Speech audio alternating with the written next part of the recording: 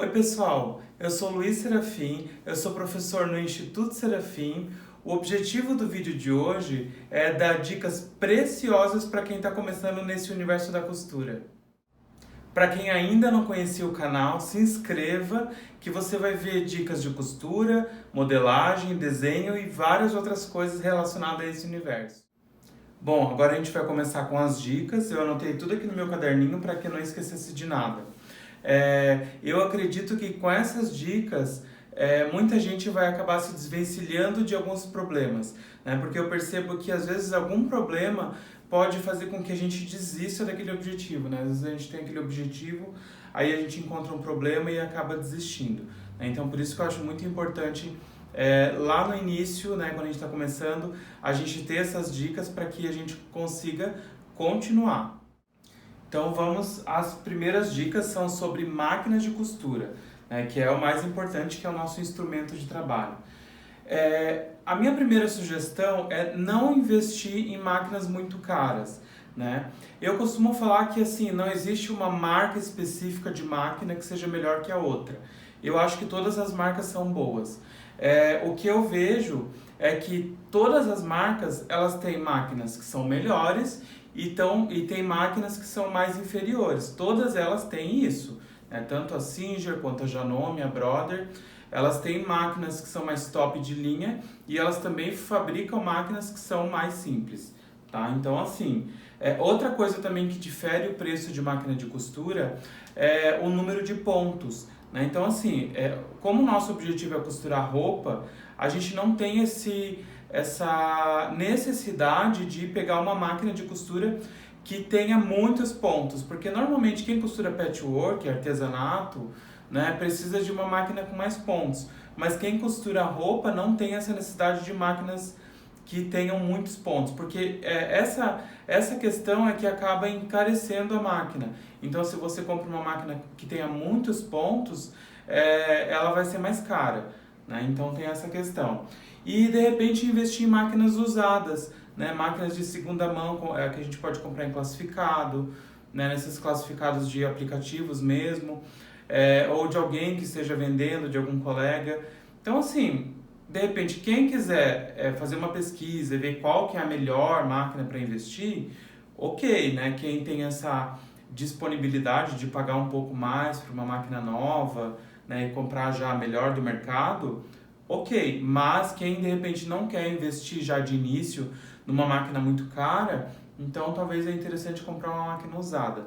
Uma máquina que a gente tem num dos ateliês lá no Instituto, a gente tem dois ateliês no Instituto, né? A gente tem um ateliê só com máquina industrial e a gente tem um outro ateliê com máquina doméstica.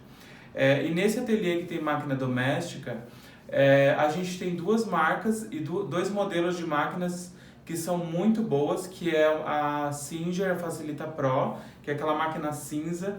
Eu vou colocar uma foto aqui do lado. Então a Facilita Pro ela tem 3 modelos de máquina. Assim, é praticamente a mesma coisa, só muda o número de ponto, tá? Então, de repente, se você não vai usar muitos pontos, como eu disse, você não precisa comprar mais cara. E a outra é uma Brother. Eu vou colocar também a foto dessa Brother aqui na tela, para que vocês conheçam o modelo dela. Vou colocar o modelo e a foto da máquina. Essas duas máquinas são máquinas muito boas, tá? Então vocês podem confiar. Quem quiser comprar uma máquina nova, de repente investe numa dessas duas máquinas, que são máquinas, eu diria que são máquinas top de linha, tá? Bom, isso é sobre a máquina reta, né? E sobre a overlock. Ah, mas precisa comprar overlock? Geralmente, assim, quando a gente costura roupa, é ideal que a gente também tenha uma overlock e não só a máquina reta. A máquina reta é a máquina principal, é a máquina que a gente mais usa, né, para costurar roupa, mas também a gente tem a necessidade da máquina overlock. Então, assim, de repente, se você não quer investir de início nas duas máquinas, lógico, você compra primeiro a máquina reta, mas já tenha consciência que você também vai ter que investir numa máquina overlock. Eu tenho essa máquina aqui, é a máquina que eu uso aqui no meu ateliê aqui de casa. Eu adoro essa máquina, eu acho que essa aqui é um modelo da Janome. 8002D, esse é o modelo dela. Eu sei que já saiu um modelo novo agora da Janome, mas também tem outras marcas, tem a da Singer, tem da Eugene, tem a outra Sun Special, se eu não me engano também. Eu gosto bastante dessas máquinas domésticas de overlock ou interlock, né? Porque o ponto delas é muito bom e elas não ocupam espaço. Então, como eu falei, não é uma máquina que é principal no ateliê, a principal é a reta.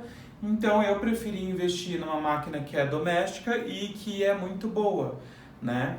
Então, quem quiser comprar, depois pode fazer uma pesquisa de preço, porque muda bastante de uma marca para outra.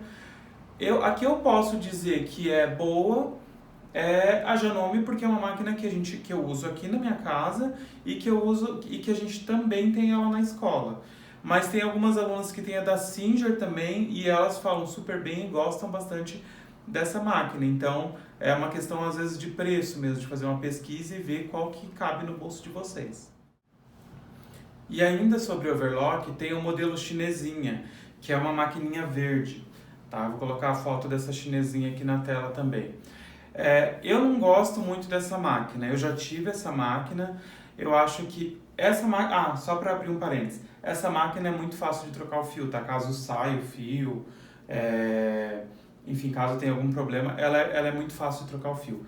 E essa chinesinha, ela também é fácil de trocar o fio, né? Só que o problema que eu acho da chinesinha, além dela ser uma máquina meio pesada, então essa máquina aqui ela é leve, então eu consigo transportar ela, guardar se eu precisar, né?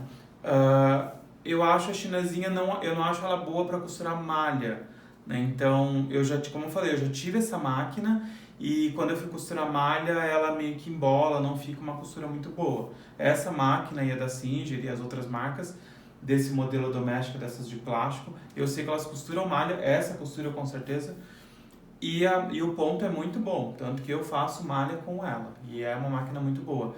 Então, essa chinesinha, tem gente que acaba comprando porque ela é mais barata. Ela, eu acho que nova, deve custar uns 500, 600 reais, né? Então, ela é bem mais barata.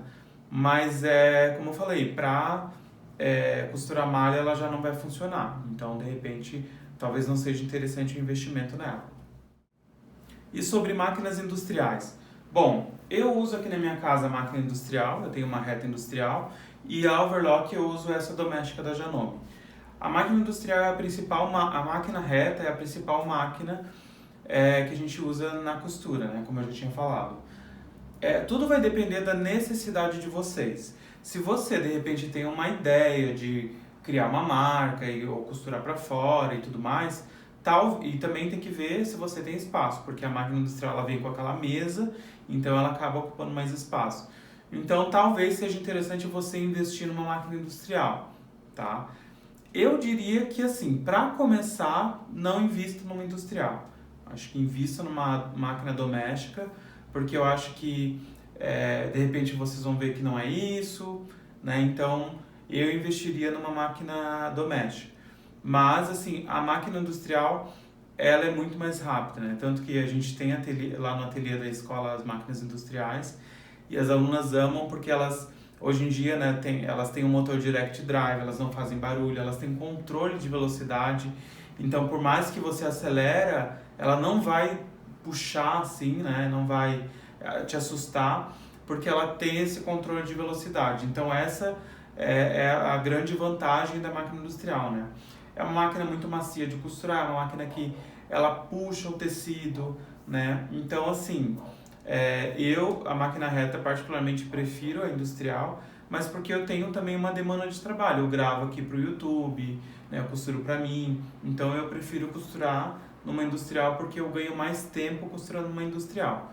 Mas como eu falei, só invistam se vocês de repente têm esse valor financeiro para investir ou se vocês têm espaço, de repente é interessante. Do contrário, não vejo necessidade. E a outra dica é sobre os fios, né? Então, assim, eu sempre compro esse colezinho maior, porque como eu tenho essa demanda de costurar, eu prefiro comprar porque ele dura muito mais, né? Ele é um pouquinho mais caro, mas ele dura muito. Então, tem que avaliar isso, né? O que eu sugiro para vocês? Alguma cor que vocês sabem que vão usar mais, comprem um cone maior.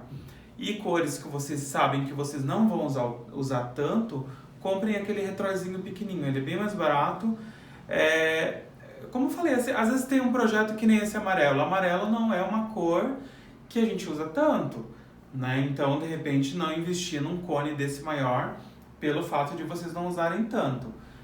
Mas tipo preto, azul marinho, branco, tem cores que a gente usa bastante. Então, de repente, é interessante comprar esse conezinho maior. E também sobre tesoura, essa é outra dica. Eu costumo falar para minhas alunas que eu não invisto em tesoura com mais de R$50. Porque até R$50 dá para encontrar uma tesoura muito boa. Mais que isso, é que eu particularmente, eu acho tesoura uma coisa meio descartável, assim. Com o tempo ela vai perdendo fio e às vezes você manda molar e ela acaba que nunca fica igual, assim. Ela nunca fica perfeita igual quando ela era nova. Então eu tenho essa tesoura aqui, que é da Tramontina, que é uma tesoura grande, é uma tesoura que eu devo ter pago R$40, R$45.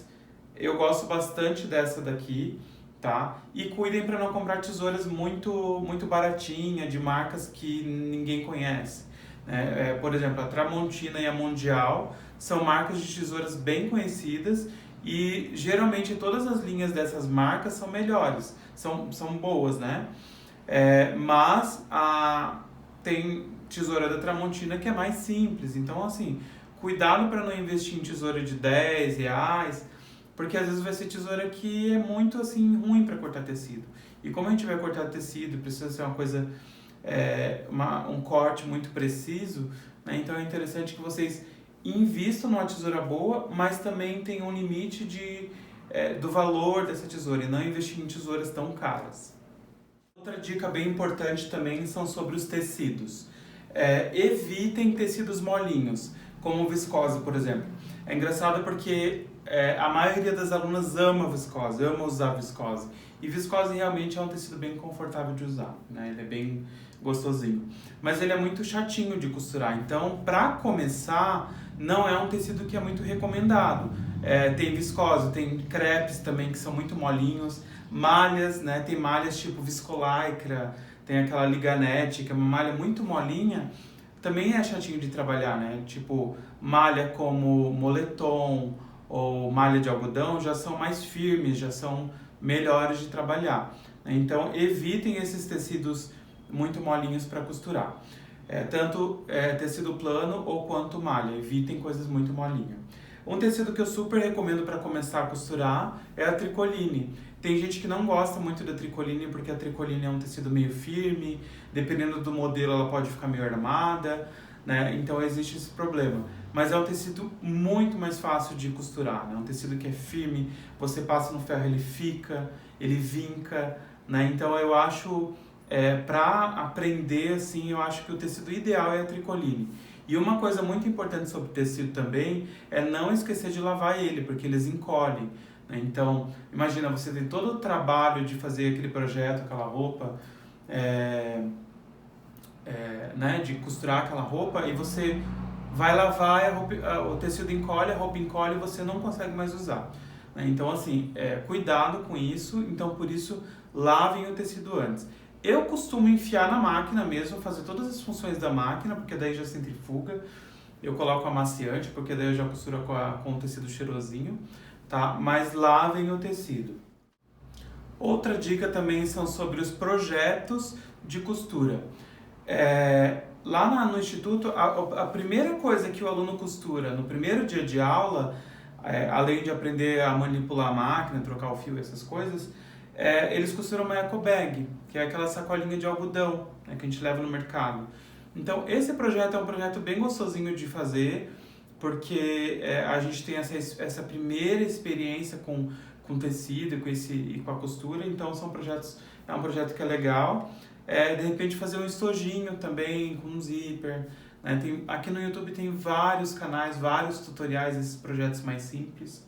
E peças de roupas mais simples.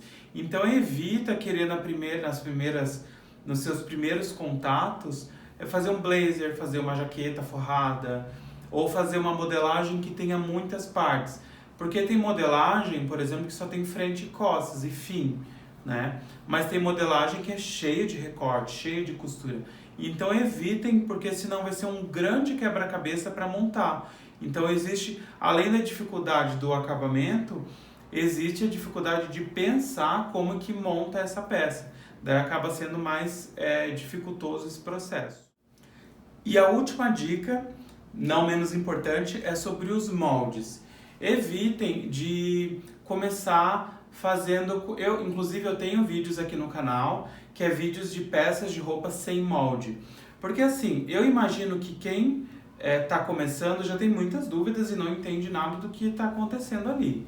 Então, se você fizer, às vezes, um projeto que não tem molde, talvez fique mais difícil de entender. Então, tomem um pouco de cuidado com esses vídeos que a gente não usa molde. Porque, às vezes, a peça é fácil e dá para entender. De repente, assiste e depois você decide se realmente você vai fazer aquele projeto, tá? Mas eu acredito que com o molde fica muito mais simples, porque você tem o molde ali, né? Então, você tem o molde e você vai colocar aquele molde em cima do tecido, né? E eu acredito que esse processo fica mais fácil. E ainda sobre molde, a gente tem um sistema de assinatura de modelagem. Então, para quem quiser conhecer, eu vou deixar o link aqui embaixo, que é uma assinatura que você paga R$ 29,90 por mês e você tem direito a vários moldes. Então, lá nessa biblioteca digital, a gente já tem um monte de molde, mas ainda a gente vai postar no mínimo um molde por semana. Então isso facilita a vida para quem está começando também. Por exemplo, a gente tem um molde de uma blusa aqui do canal, eu vou colocar o link aqui, que foi uma blusa de manga japonesa que eu fiz. E essa blusa, ela tem um molde disponível lá no grupo do Telegram. Eu vou deixar também o link do Telegram aqui, porque daí vocês podem baixar esse molde, imprimir na casa de vocês, né, e já ir testando. Esse molde é bem legal porque ela é uma blusa que ela tem uma manguinha inteira, que é uma manga japonesa, e é um molde que só tem frente e costas. E eu ainda faço essa blusa toda com costura francesa.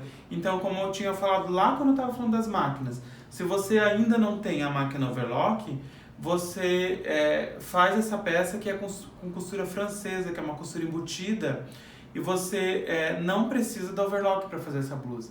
Então é bem interessante.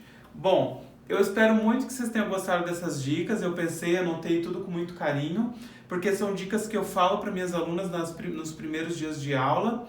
E até o próximo tutorial.